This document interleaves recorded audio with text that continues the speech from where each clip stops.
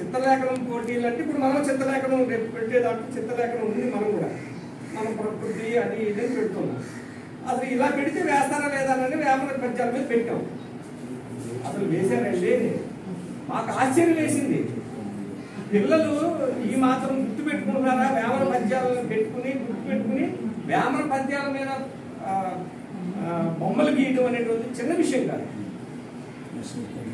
ఉప్పు కప్పు రంగు నొక్క పోలిక నుండి చూడ చూడ రుచిలో జాడ వేరు అనే పద్యాన్ని ఒక ఇద్దరు గురించి రాశాడు.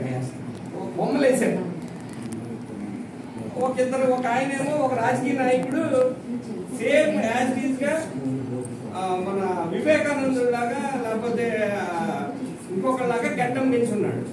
ఆ గడ్డం పెంచిన ఆయన బొమ్మ వివేకానందుడి బొమ్మ లేకపోతే రాజకీయ నాయకుడి బొమ్మ రెండు వేసి ఉప్పు కప్పు రంగు నొక్క పోలిక నుండి పద్యం రాశాడు. అక్కడ ఆ రాజకీయ నాయకుడు గడ్డం ఉంది, ఈ మహామేధావికి గడ్డం ఉంది. ఈ రెండు గడ్డాలు ఒకటి కాదు. ఇది మహానుభావులు వీళ్ళు. ఆ గడ్డం రాజకీయ నాయకులు చెప్పడానికి అసలు ఎంత ఆలోచన వచ్చిందండి ఆ పిల్లలకి.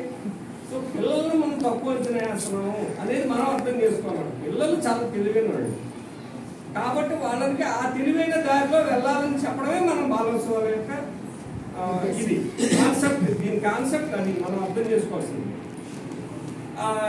దీంతో పాటు మన అనేక అంశాలు చిత్రలేఖనం